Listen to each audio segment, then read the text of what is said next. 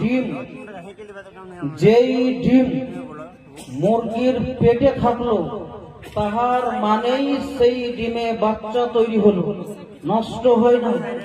কি বলছে আপনার পচে যায় না, সরে যায় না।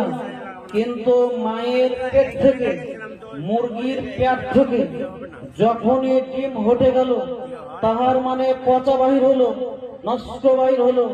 ওই জন্য তাড়াতাড়ি বিনা পাখি আপনাদের সম্মুখে জীবনী বক্তাকে আমি মাইক দিচ্ছি।